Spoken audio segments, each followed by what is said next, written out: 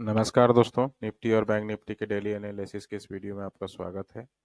दोस्तों, जैसा कि आप जानते हैं हम यहाँ बात करते हैं मार्केट की, और मार्केट में सबसे पहले हम चर्चा करते हैं निफ्टी की। तो दोस्तों, आप देख सकते हैं कि कल हमने यहाँ कहा था कि ये चूंकि मार्केट एक ब्रेकआउट लिया है यहाँ से, तो एक बार चांस है कि मार्केट ऊपर की ओर जाए, लेकिन ऐसा हुआ नहीं। गैप डाउन खुला, गैप डाउन खुलने के पीछे देखिए, ब्रेकआउट हो या कोई भी हो, लेकिन अभी हमारा क्या मार्केट क्या है कि अ, सिर्फ इंडियन मार्केट में तेजी रहे बनी रहे, बाकी बाहर की मार्केटों में मंदी रहे, ऐसा नहीं होता है। आप जाकर के देखिएगा डिटेल में, पूरी वर्ल्ड की मार्केट में, आप चाहे यूरोपियन मार्केट हो या फिर यूएस की मार्केट हो, सभी में कल गिरावट देखने को मिली है। और आज भी मार्केट जो यूरोपियन मार्केट दोपहर में खुलती है तो उसमें भी गिरावट देखने को मिली है। तो बाहर के मार्केटों का इम्पैक्ट हमारे मार्केट पे भी दिखता है। इस वजह से कल चूंकि डाउ गिरा हुआ था, तो आज हमारा मार्केट, और सुबह जो एसजीएक्स निफ्टी था वो भी डाउन था, एशियन मार्केट गिरे हुए थे, तो इसी वजह से हमारा जो मार्केट था आज वो डाउन खुला। लेकिन खुलते ही यहाँ पे आप देख सकते हैं कि जो हम कल का जो सपोर्ट एरिया दे करके गए थे नीचे का 17,950 का, उसी के आसपास जा करके मार्केट एक बार फिर ड्रैगन फ्लाई बनाते हुए यहाँ से ऊपर की ओर गई। और बुधवार को जहाँ जो हाई बना के गई थी मार्केट, और कल का जो क्लोजिंग जो नीचे कह सकते हैं कि जहाँ नीचे आने के बाद मार्केट ऊपर जाते समय एक रेजिस्टेंस के तरह रिएक्ट कर रहा था, ठीक उसी जोन में कल जहां हम क्लोज हुए थे उसी को रेजिस्टेंस मान करके मार्केट फिर वहां से एक बार नीचे की ओर चला आया। और हम नीचे के साइड पे, हमने कहा था कि नीचे के साइड पे अगर हम आते हैं तो नीचे के साइड में हमने जो टारगेट दिए थे, हमारा दो टारगेट, एक 17,950 का और दूसरा 17,900 का, दो टारगेट यहाँ आप देख सकते हैं कि हमारे यहाँ फुलफिल हुआ है। और यहीं से फिर सपोर्ट लेकर के मार्केट एक बार ऊपर की ओर निकल गया। और जब हम नीचे गिरे, तो नीचे गिरने के बाद जो दोस्तों ऐसा होता है कि जो सपोर्ट लाइन एक बार तोड़ देती है मार्केट, वो फिर वापस अगर हम वहां से ऊपर की ओर जाते हैं तो वही सपोर्ट लाइन रेजिस्टेंस का काम करती है। और आप देख सकते हैं कि मार्केट ठीक उसी के आसपास जा करके एक बार रिएक्ट करके मार्केट तो हल्का नीचे आ करके और फिर यहीं पे कहीं क्लोज हो गई है। दोस्तों, अब हम बात कर लेते हैं कि मंडे को मार्केट में क्या संभावनाएं हैं। तो अगर दोस्तों हम यहीं कहीं खुलते हैं, गैप अप गैप डाउन नहीं खुलते हैं, अगर बाहर के मार्केटों को ज़्यादा इम्पैक्ट नहीं पड़ता है, अगर डाउ या यूरोपियन मार्केट में ज़्यादा गिरावट देखने को नहीं मिलती है, तो आज आज का जो फ्राइडे का मार्केट होता है वो मंडे को इम्पैक्ट करता है, क्योंकि सैटरडे संडे तो मार्केट बंद रहता है। और आज डाउ में अगर गिरावट ज़्यादा देखने को नहीं मिलती है तो हो सकता है कि हम यहाँ से एक बार ऊपर की ओर चलें। हम यहाँ से ऊपर की ओर अगर एक बार चलते चलते हैं तो ऊपर की ओर जो हमारा रेजिस्टेंस एरिया होगा वो होगा 18,035 का। दूसरा जो हमारा रेजिस्टेंस एरिया होगा वो होगा 18,070 का, और तीसरा जो रेजिस्टेंस एरिया होगा वो होगा 18,135 का। अगर यहीं से कहीं हम नीचे की ओर आते हैं, हमारा गिरावट अगर मार्केट में कंटिन्यू रहता है, जैसा कि हम यहाँ देख सकते हैं पिछले 2 दिन से मार्केट नीचे आ रही है, और अगर ये कंटिन्यू रह जाता है नीचे की ओर, तो हम नीचे की ओर जो हमारा जो सपोर्ट एरिया बन रहा है वो है 17,900 का, जो हमारा पहला टारगेट होगा। और दूसरा जो सपोर्ट एरिया है वो है 17,855 का, और तीसरा जो सपोर्ट एरिया बन रहा है, जो फाइनल टारगेट भी हमारा नीचे साइड का होगा, वो होगा 17,800 का। अब दोस्तों हम बात करते हैं बैंक निफ्टी के, तो चलते हैं बैंक निफ्टी के चार्ट पे। दोस्तों, आप देख सकते हैं कि हम यहाँ आ गए हैं बैंक निफ्टी के चार्ट पे, और लगभग निफ्टी के जैसा ही यहाँ भी गैप डाउन देखने को मिला। मार्केट एक सुबह सुबह गैप डाउन खुला, और खुलते ही यहाँ से मार्केट नीचे की ओर चला आया।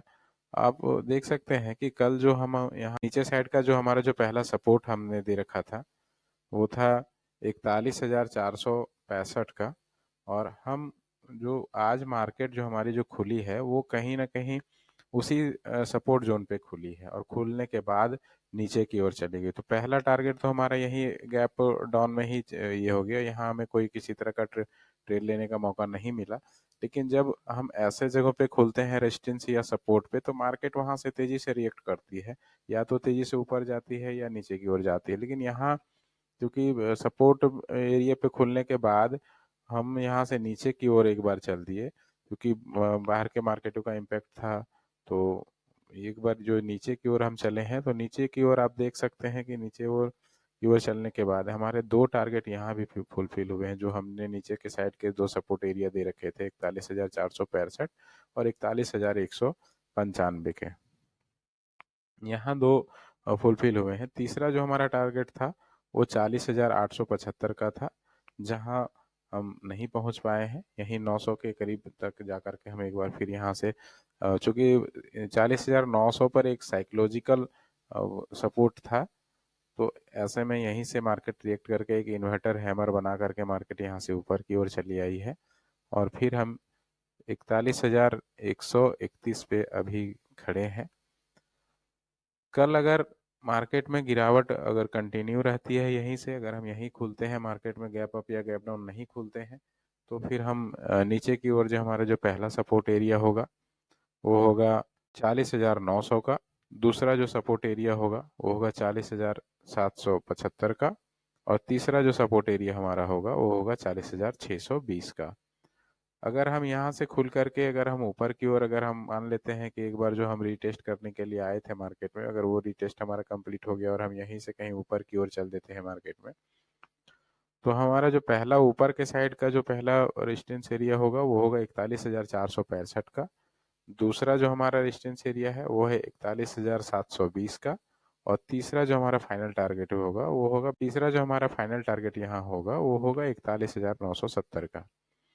दोस्तों, ट्रेड लेने से पहले मार्केट में एक थोड़ी सी आप अपनी रिसर्च कर लें। और चूंकि बाहर के मार्केटों का भी इम्पेक्ट पड़ता है दोस्तों, तो इंडेक्स में खास करके बहुत सारी चीज़ों को देखना पड़ता है। सिर्फ इंडेक्स में हम यहाँ की निफ्टी और बैंक निफ्टी को देख के चलें और उसी के आधार पर ट्रेड लें, तो कई बार ये देखने को मिलता है कि बाहर के मार्केटों में, यूएस के मार्केट या तेज अप डाउन होने के कारण हमारे मार्केटों में इम्पेक्ट आता है। और वैसी स्थिति में मार्केट गैप अप या गैप डाउन खुलते हैं।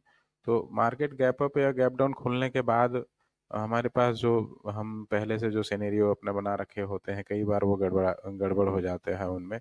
हम जो रेजिस्टेंस एरिया दे रखे होते हैं, कई बार वहाँ मार्केट खुल जाते हैं, या हम सपोर्ट एरिया दे रखते हैं वहाँ पे मार्केट खुल जाते हैं। तो ऐसी स्थितियों में कभी कभी थोड़ा सा रुक करके 2-3 कैंडल तक आप वहाँ एक बार पहले देख लें कि मार्केट क्या रिएक्शन दे रही है। जैसा कि आज यहाँ पे आप देख सकते हैं कि यहाँ मार्केट में जो हमने 41,465 का जो पहला सपोर्ट एरिया दिया था, उस पे ही मार्केट खुली। लेकिन यहाँ से आप देख सकते हैं कि मार्केट ऊपर जाने के लिए एक छोटी सी स्ट्रगल भी की है, और बार बार इसी प्राइस को जाकर के हिट करने के बाद मार्केट यहाँ से प्राइस रिजेक्ट करने के बाद नीचे चली आई है। तो यहाँ 4 कैंडल आप देख सकते हैं कि एक ही प्राइस पे 4 कैंडल यहाँ जाकर के हिट करी। एक कैंडल जो डोजी बनाई वो थोड़ा ऊपर गई भी है, लेकिन क्लोजिंग इसका नीचे ही हुआ है। तो 3-4 कैंडल जब हम देखते हैं कि नीचे की ओर क्लोजिंग हुआ है, और जो चौथा कैंडल है वो तेजी से नीचे की ओर आते हुए दिख रहा है यहाँ पे, तो हम एक बार कंफर्म हो जाते हैं कि प्राइस इसका मतलब नीचे जाने वाला है। तो हम नीचे बेयर साइड का ही ट्रेड लेंगे ऐसी स्थिति में। तो आप एक बार मार्केट खुलने के बाद थोड़ा सा आप वेट करें और किसी तरह का सिनेरियो बनने दें, तभी मार्केट में ट्रेड लें तो ज़्यादा अच्छा होगा। दोस्तों, ये वीडियो मेरा एजुकेशनल पर्पज से है, मेरा किसी तरह का बाई सेल का रिकमेंडेशन नहीं है, इसलिए किसी तरह का आप अगर ट्रेड लेते हैं तो आप अपनी थोड़ी सी एनालिसिस कर लें। वीडियो अच्छी लगे तो वीडियो को लाइक और शेयर कर दें, और चैनल को सब्सक्राइब कर दें। धन्यवाद दोस्तों।